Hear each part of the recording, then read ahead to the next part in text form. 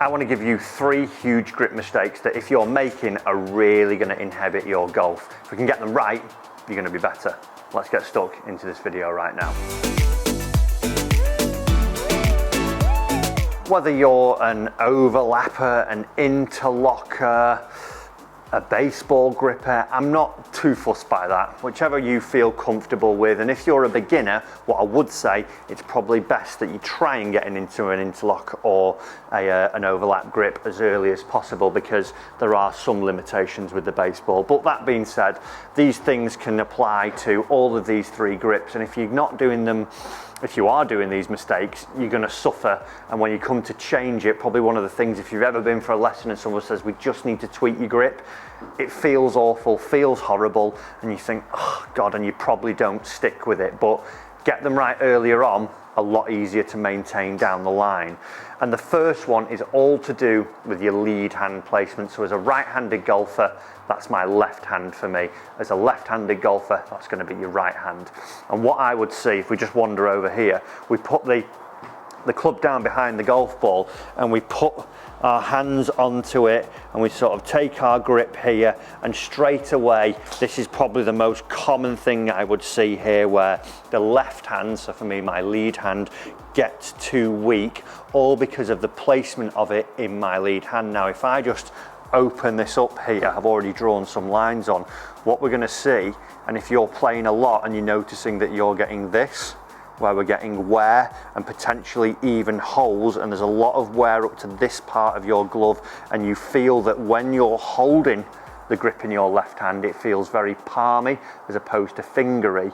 That's the mistake that we've got to fix, because problem is, when I get it into my lead hand like so, and it is running up this line there, it's going to limit 2 things for me. Number 1, it's going to limit the ability of me being able to rotate the club face. I can get it to that point now, and I can start to feel it in my arm here. It's tightening up, it's going into my rib cage, and it becomes a real issue for me. And even now you can see I'm shaking because I can't support the club as I go through.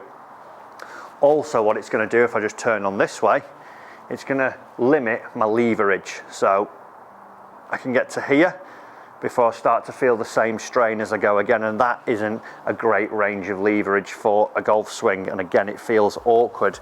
Now you can imagine, that's me doing that still. Imagine at 80 miles an hour when I'm swinging the golf club, the pressure is going to be twice as much, so my intentions, my instincts will alter, because I don't want to harm myself. I'm not that fussed about hitting a great shot. I'd rather have a functional arm than hitting a good shot. So what we've got to make sure, when we take our lead hand grip, if we were to just place our trail hand, so right hand for me, on the steel and the rubber, what I've got to see is now that it's going more into these little lines here, and this finger, your little pinky finger here, we want to see that it goes more into the base here as we go through it. From there then, I want to feel that my fingers come on first, and then this fleshy heel of my hand here, I want to wrap on top so that sits nice and locked in there as I go through. So now we can see I'm not near that worn bit, I'm not near the line, it's more in my fingers here. And now what I'm able to do in this position, firstly, rotation becomes very easy. I'm almost limited in going 180 because my joints can't get round there, but I can do that with real ease as I go through. Also, hinging now, because it's against the heel and in my fingers, becomes very, very easy. So I'm going to create more speed, I'm going to be able to control the club face better, all just by putting it in my hand in the right position. So that's tip number 1, make sure your lead hand, we've not got the holes in the glove all the time. Save yourself a few quid, don't be behind the glove every week. Get it in the fingers, get it on top, you're in a good position. Let's take a look at tip number 2. Tip number 2 comes down to what we would call strong or weak, and that isn't to do with how hard we're actually squeezing the golf club. It's to do with the positioning of the hands. Now it's relative to our target. So out here on the range, that's where we would go.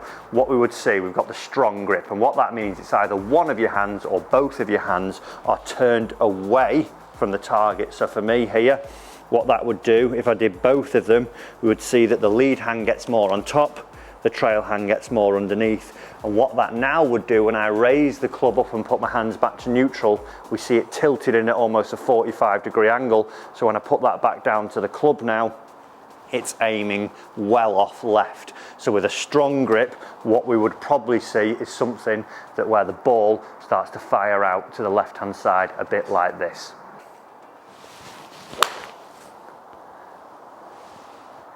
And as we see there, a real hooky type golf shot where it starts, either it might start a bit right or a bit left, but it's really curving and wrapping to the left-hand side, all because my hands were on too strong, which makes that face go too closed as I go through it.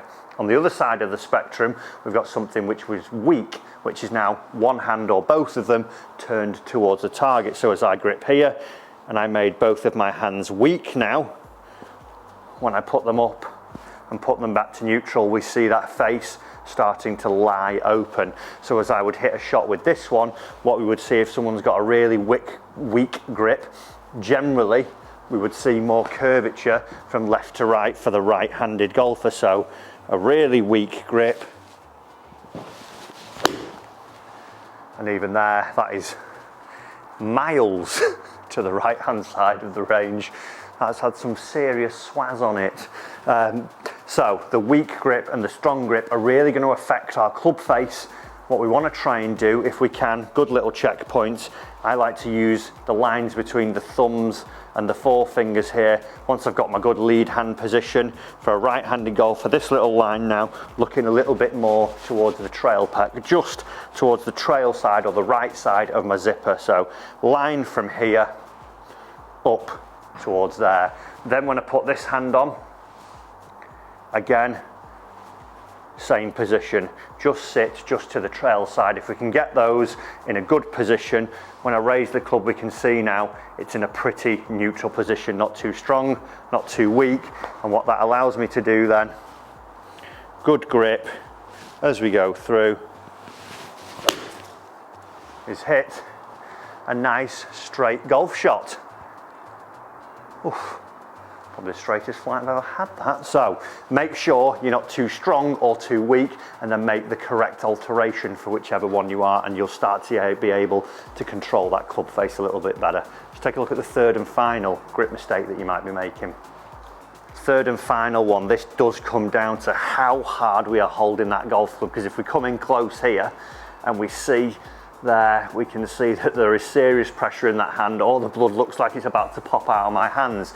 And this is really common, especially when I see lessons coming for the first time and they're a little bit nervous. It looks like they are trying to strangle that club to death, really squeeze it. Now, the golf club's our friend, it's not done anything wrong to us, so don't wring its neck when you're holding it. And the reason why you would see a lot of the tour players having this waggly motion, depending on how they do waggle, whether it's, you know, here and the keeping flowing, what they're doing is not making sure that they're pushing down on the steel and crushing it.